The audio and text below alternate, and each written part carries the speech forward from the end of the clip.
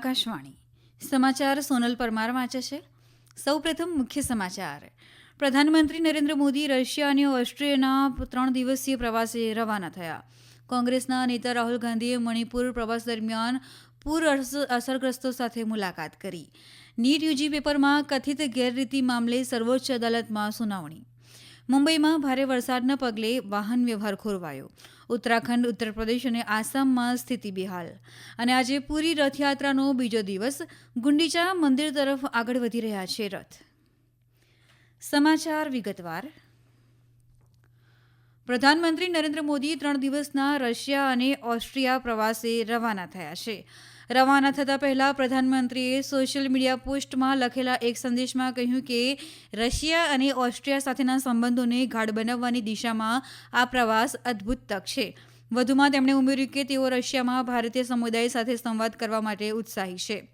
શ્રી મોદી મોસ્કોમાં આયોજિત 22મા ભારત રશિયા વાર્ષિક શિખર સંમેલનમાં ઉપસ્થિત રહેશે. આ સંમેલનમાં પ્રધાનમંત્રી મોદી અને રશિયાના રાષ્ટ્રપતિ વ્લાદિમીર પુતિન વચ્ચે સંરક્ષણ, વેપાર, રોકાણ, ઉર્જા, સહકાર, શિક્ષણ તેમજ સંસ્કૃતિ સહિતના મુદ્દાઓ વિશે ચર્ચા થશે. બંને નેતાઓ પરસ્પર હિત, પ્રાદેશિક અને વૈશ્વિક સ્થિતિ વિશે પણ ચર્ચા કરશે. આ ઉપરાંત બ્રિક્સ, શાંઘાઈ સહકાર સંગઠન, G20, પૂર્વ એશિયા શિખર સંમેલન તેમજ સંયુક્ત રાષ્ટ્ર જેવા મંચો પર દ્વિપક્ષીય સંબંધોની વર્તમાન સ્થિતિની સમીક્ષા કરશે. રશિયાના રાષ્ટ્રપતિ આજે પ્રધાનમંત્રી મોદીના સન્માનમાં આયોજિત ભોજનની યજમાની કરશે. આવતીકાલે શ્રી મોદી રશિયામાં ભારતીય સમુદાયના લોકો સાથે મુલાકાત કરશે. તેઓ ક્રેમલિનમાં સૈનિક સ્મારક પર પુષ્પાંજલિ અર્પણ કરશે તેમજ મોસ્કોમાં રોસ્ટોમ પેવિલિયનની મુલાકાત લેશે. બંને નેતાઓ વચ્ચે પરસ્પર વાતચીત બાદ પ્રતિનિધિમંડળની બેઠક થશે. 9 અને 10 જુલાઈના રોજ પ્રધાનમંત્રી મોદી ઓસ્ટ્રિયાનો પ્રવાસ કરશે.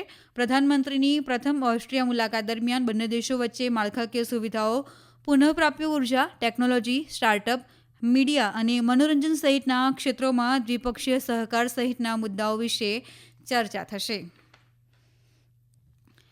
રાષ્ટ્રપતિ દ્રૌપદી મુર્મુ ઓડિશાના 4 દિવસના પ્રવાસે છે. સુશ્રી મુર્મુ આજે ભુવનેશ્વરની ઐતિહાસિક ઉદયગીરી ગુફાઓની મુલાકાત લેશે. ઉદયગીરી ગુફાઓ બ્રાહ્મી લિપિમાં કોતરવામાં આવેલા હાથી ગુફા શિલાલેખ માટે પ્રખ્યાત છે. આ શિલાલેખ પર જૈન નમોકાર મંત્ર કોતરાયેલા છે. રાષ્ટ્રપતિ મુર્મુ તેમની મુલાકાત દરમિયાન વિભૂતિ કાનુનગો કળા અને શિલ્પ મહાવિદ્યાલય અને ઉત્કલ સંસ્કૃતિ વિશ્વવિદ્યાલયના વિદ્યાર્થીઓ સાથે પણ વાતચીત કરશે. તેઓ ભુવનેશ્વર નજીકના ગામમાં બ્રહ્માકુમારી દિવ્ય કેન્દ્રનું ઉદ્ઘાટન કરશે અને ટકાઉ જીવનશૈલી પર એક અભિયાનનો પ્રારંભ કરાવશે. દરમિયાન ગઈકાલે રાષ્ટ્રપતિ રથયાત્રાના સાક્ષી બન્યા હતા. કોંગ્રેસના વરિષ્ઠ નેતા રાહુલ ગાંધી મણિપુરના પ્રવાસે પહોંચ્યા છે. તેઓ આજે સવારે સિલચર વિમાનમથકે ઉતર્યા અને ત્યારબાદ મણિપુરના જીરીબામ માટે રવાના થશે.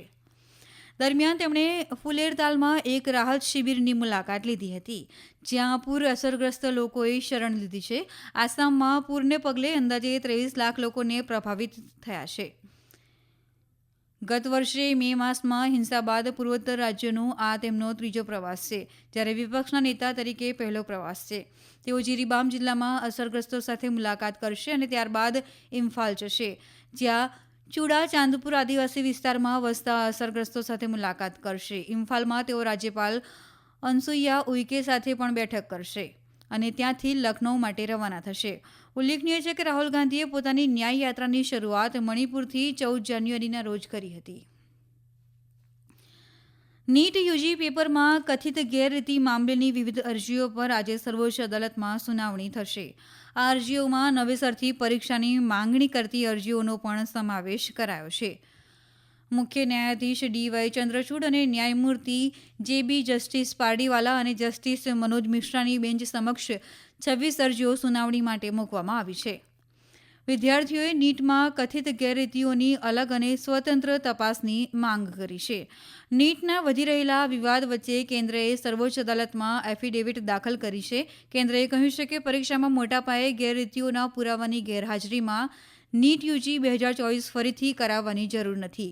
કેન્દ્રએ એવી પણ દલીલ કરી છે કે નવી પરીક્ષા લાખો સાચા ઉમેદવારોના જીવન પર પ્રતિકૂળ અસર કરશે.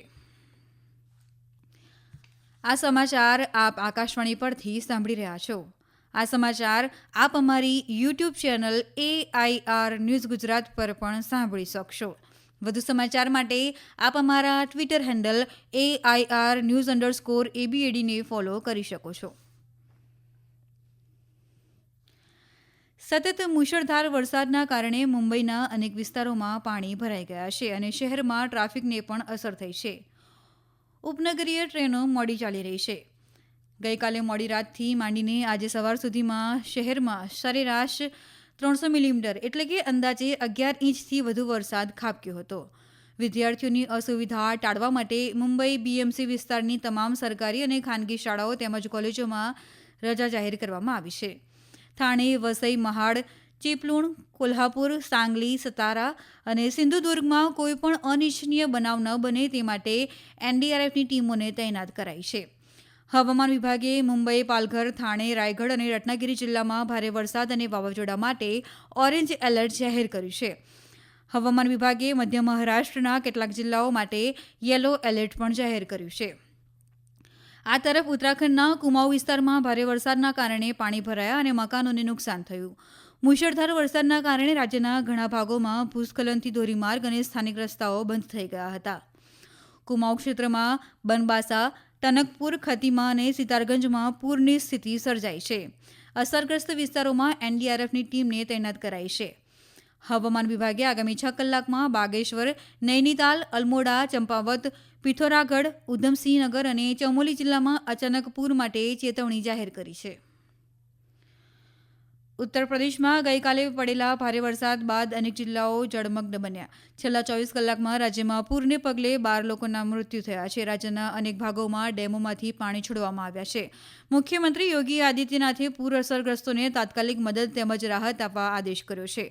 ઉત્તર પ્રદેશ આકાશવાણીના અમારા સંવાદદાતા જણાવે છે કે ભારે વરસાદના પગલે શારદા, રાપ્તી, ગંડક અને ઘાઘરા નદી ભયજનક સપાટીએ વહી રહી છે. આસામમાં છેલ્લા 24 કલાકમાં પૂરને પગલે વધુ 8 લોકોના મૃત્યુ થયા છે. રાજ્યમાં કુલ મૃત્યુઆંક વધીને 66 થયો છે. પૂરને પગલે 28 જિલ્લાઓમાં 22 લાખ લોકોને અસર થઈ છે. અંદાજે 3,400 જેટલા ગામોમાં 68,000 એકરમાં રહેલો પાક ધોવાઈ ગયો છે. NDRF અને SDRFની ટીમોએ ગત 24 કલાકમાં વધુ 218 લોકોને બચાવ્યા છે.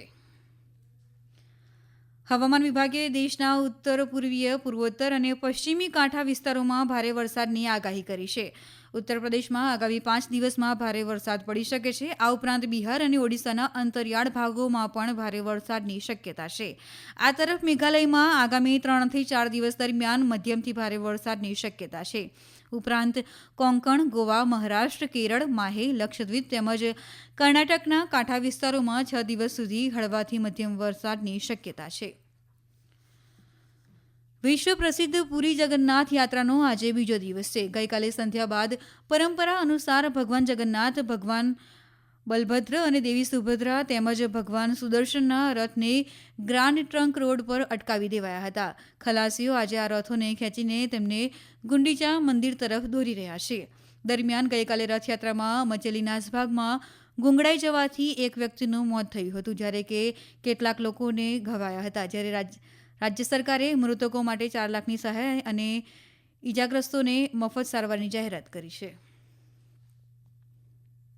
ભારત અને થાઇલેન્ડ વચ્ચે સંયુક્ત લશ્કરી કવાયત મૈત્રી 2024 થાઇલેન્ડના તાક પ્રાંતમાં ચાલી રહી છે. સંયુક્ત રાષ્ટ્ર ચાર્ટર હેઠળ સૈન્ય સહયોગને પ્રોત્સાહન આપવા અને બંને દેશોની કાર્યકારી ક્ષમતાઓને વધારવા માટે આ કવાયત મહત્વપૂર્ણ છે. અંતમાં મુખ્ય સમાચાર ફરી એકવાર. પ્રધાનમંત્રી નરેન્દ્ર મોદી રશિયા અને ઓસ્ટ્રિયાના 3 દિવસીય પ્રવાસે રવાના થયા. કોંગ્રેસના નેતા રાહુલ ગાંધીએ મણિપુર પ્રવાસ દરમિયાન પૂર અસરગ્રસ્તો સાથે મુલાકાત કરી. નીટ યુજી પેપરમાં કથિત ગેરરીતિ મામલે સર્વોચ્ચ અદાલતમાં સુનાવણી. મુંબઈમાં ભારે વરસાદના પગલે વાહન વ્યવહાર ખોરવાયો. ઉત્તરાખંડ, ઉત્તર પ્રદેશ અને આસામમાં સ્થિતિ બેહાલ. અને આજે પૂરી રથયાત્રાનો બીજો દિવસ. ગુંડીચા મંદિર તરફ આગળ વધી રહ્યા છે રથ. આકાશવાણી પરથી સમાચાર પૂરા થયા.